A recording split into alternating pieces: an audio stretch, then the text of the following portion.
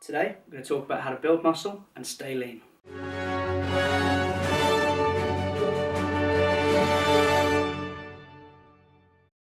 So, the reason why I wanted to make this video is because bulking is a subject that I think a lot of people get wrong and go about the wrong way. So, building muscle whilst trying to stay lean is also known as lean bulking. Now, in my opinion, this is the only way that you should approach a bulk. The idea of doing a dirty bulk just doesn't sit well with me. The idea should be to build as much muscle as possible whilst minimising the fat gain. And this is going to help you in a few ways. One, you're going to look better throughout the bulk. Two, it's going to be a lot easier to lose the fat when it comes to cutting if you haven't gained too much. And thirdly, there are some studies that show that higher body fat percentages do result in lower testosterone levels and decreased insulin sensitivity. All of these factors are definitely things you want to avoid, which is why I recommend going for a lean bulk instead of a dirty bulk. So the first thing to decide is, should you opt for a lean bulk? To keep things simple, this more or less comes down to the question of should you bulk or should you cut?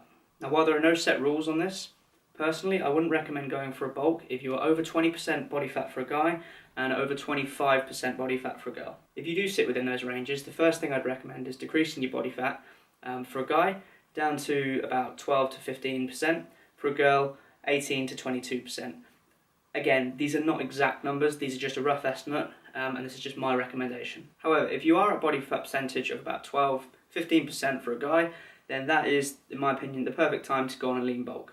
Now, the first thing you want to do before starting on a lean bulk is find out your maintenance level calories. If you don't know this, what it is essentially is the amount of calories that you would have to eat to stay the same. If you kept on eating that amount of calories for a whole year, your weight would not change. Now, there are calculators online that can estimate this for you, but in my experience, these calculators are never 100% accurate. So they're good to use as a guideline and as a starting point, but what you're going to have to do is see how they work for you. One of these calculators might throw out 2,500 as your maintenance calories, and you may find that that's not enough calories, or you may find that that's too much. Again, it's something that you're going to have to track as you go along, see how much your weight is changing. If your weight is staying the same, then that is likely your maintenance level calories. Once you know your maintenance calories, what you want to do then is put yourself in a calorie surplus. I've seen a lot of people bulk before, and a lot of the time all they're doing is just going on a higher protein diet, but their overall calories aren't actually increasing much. To actually build muscle successfully and do a proper lean bulk, you are going to have to put yourself in a calorie surplus. And this is where some people do make a mistake. A lot of people opt for a calorie surplus that is way too high. I'm talking 1,000, 1,500 calories above their maintenance, putting them on about 4,000, 5,000 calories. And not only is that unnecessary, but it's actually going to make things more difficult for you in the long run. Now, some recommendations say a 500 calorie surplus is all you need. And while this is in the right sort of direction, I don't like the idea that it's giving a general number. What you should do is opt for a certain percentage above your maintenance. Personally, I like to do 10 to 15% above my maintenance calories. So when I started my recent lean bulk, I figured out my maintenance level was around 2,500 calories. So I started my lean bulk at 2,750 calories, which was adding on 250 calories or 10%. Now, what I did find is that eventually I did have to increase my overall calories as eventually my weight gain started to stall. But as I said earlier, this is something that you do have to just play by ear and track your weight progress and see what's working for you. But you definitely don't want to jump into an extraordinary high calorie surplus straight away, as the amount of muscle that you can gain from a 10% calorie surplus is going to be pretty much the same amount of muscle that you gain from a 25, 30, 40% calorie surplus.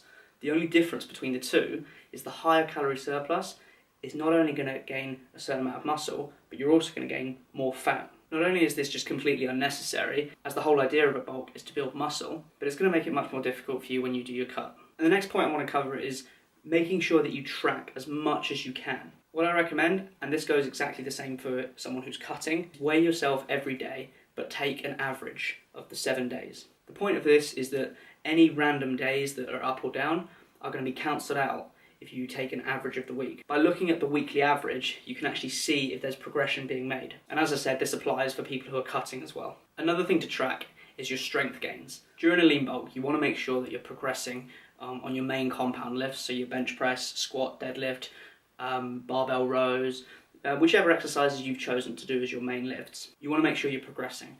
As we know, progressive overload is one of the main factors of muscle growth. So if you're progressing every couple of weeks in your lifts, i.e. either in the amount of reps or the amount of weight you're lifting, that's an indication that you are going to be building muscle. And the reason this is beneficial is when your strength is going up, your actual weight on the scales may be going up incredibly slowly, so you may not notice it. But strength gains are something that can increase on a weekly basis, so you can actually track this a lot more easily than you can with your weight. But that doesn't mean you shouldn't track your weight. As I said, weighing yourself each day and taking a weekly average is the best way to track your weight increases. And the last thing I wanted to talk about is just accept that it is going to be a slow process. When it comes to losing fat, you can lose fat relatively quickly. I'm talking 1 pound to 1.5 pounds a week, especially in the beginning, and then it will slow down eventually. But when it comes to muscle growth, you are not going to build 1 pound a week of muscle, naturally, anyway.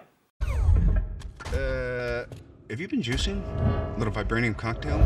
You're looking, I don't want to say puffy. So here's the thing, if you're bulking and your weight is actually increasing at about 1 pound a week, I guarantee you that is not 1 pound of muscle.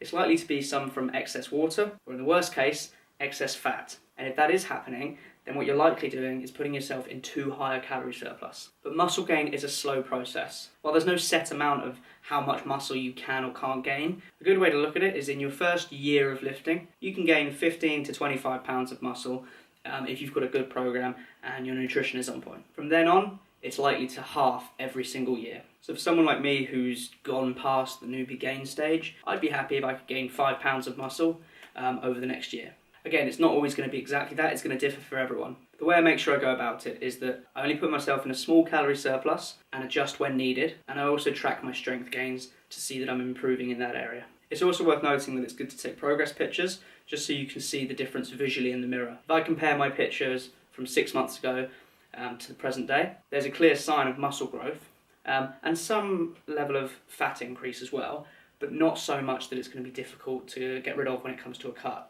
As you can see, I've still got definition, I've still got abs in good lighting, so I'd say that this is a pretty successful lean bulk. So guys, there are a lot of other things that could cover in a lean bulk, little tips and tricks. If you've got any questions, leave them in the comments below, or you can message me on Instagram, and I'll be happy to answer any of your questions. If you like what you've seen here, hit the button to subscribe, give this video a like, and I will see you next time.